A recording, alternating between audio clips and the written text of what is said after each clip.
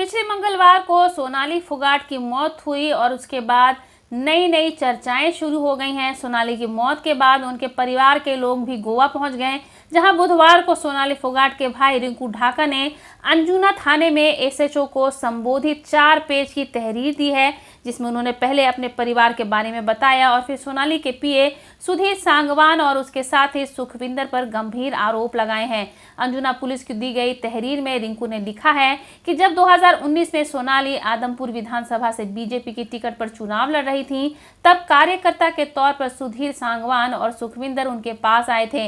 इसके बाद सुधीर सोनाली के पीए के तौर पर काम करना शुरू कर दिया। सोनाली सुधीर और सुखविंदर पर भरोसा करने लगी थी। जब सुधीर पीए के तौर पर काम करने लगा तो उसने कुछ समय बाद ही उसने सारे सोनाली के जो घर में नौकर थे, काम करने वाले जो कुक थे, उन सब को हटा दिया। खुद सोनाली के लिए वही खाना बनाता था। रिंकू ने तहरीर में यह भी लिखा कि 3 महीने पहले उसके पास सोनाली का फोन आया था। उसने बताया कि सुधीर ने उसे खाने के लिए खीर दी थी, जिसे खाने के बाद उसके हाथ पैर कांपने लगे और वो काम नहीं कर रहे थे। इन सब के बारे में उसने सुधीर से पूछा तो उसने गोलमोल सा जवाब दिया। तहरीर के अनुसार सोनाली अपना सारा लेन देन कागजी कार्रवाई पीए के होने के नाते सुधीर के माध्यम से ही करती थी। वो सुधीर के लाए किसी भी कागजात को पढ़े बिना ही साइन कर दिया करती थी। रिंकू ने तहरीर में आगे लिखा है कि 22 अगस्त 2022 की शाम उनकी बहन सोनाली फोगाट ने उनके छोटे जीजा अमन पुनिया को फोन किया और बताया कि सुधीर ने उसे खाने में कुछ मिलाकर दिया है, जिसकी वजह से उनके शरीर में बेचैनी और घबराहट हो रही है। सोनाली ने अमन से कहा कि 2021 में संतनगर हिसार में उनके घर जो चोरी हुई थी वो सुधीर ने अपने दोस्तों के साथ मिलकर की थी। इस बारे में वो हिसार लौटकर पुलिस को बताएंगी और सुधीर को कड़ी सजा दिलाएंगी। तहरीर के मुताबिक सोनाली ने अपने जीजा अमन को बताया कि 3 साल पहले सुधीर सांगवान ने उनके घर पर खाने में नशीला पदार्थ मिला दिया था और फिर सोनाली के साथ कई बार दुष्कर्म किया था। इस दौरान उसने एक अश्लील वीडियो भी बना लिया था, जिसे वायरल करने की धमकी देकर वो सोनाली को ब्लैकमेल कर रहा था।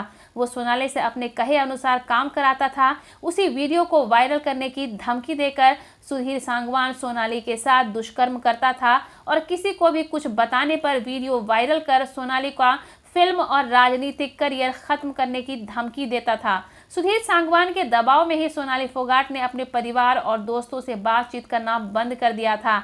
यहाँ तक कि सोनाली के दोनों फोन, प्रॉपर्टी के कागजात, एटीएम कार्ड और घर की सारी चाबियां भी सुधीर सांगवान अपने पास रखता था।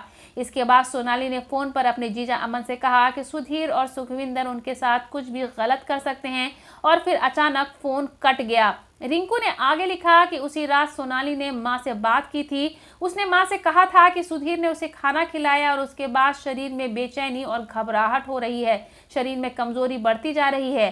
फिर सोनाली का फोन अचानक कट गया। तहरीर में लिखा है कि फिर 23 अगस्त 2022 की सुबह करीब 8:30 बजे उनके बड़े भाई वतन के पास सुधीर सांगवान का फोन आया कि आपकी बहन सोनाली फोगाट की शूटिंग के दौरान मौत हो गई है। यह सूचना पाकर वे अपने परिवार के सदस्यों के साथ गोवा पहुंचे और उन्होंने अपने स्तर पर पता किया तो ना तो वहां कोई शूटिंग थी और ना ही पहले से शूटिंग का कोई प्रोग्राम था।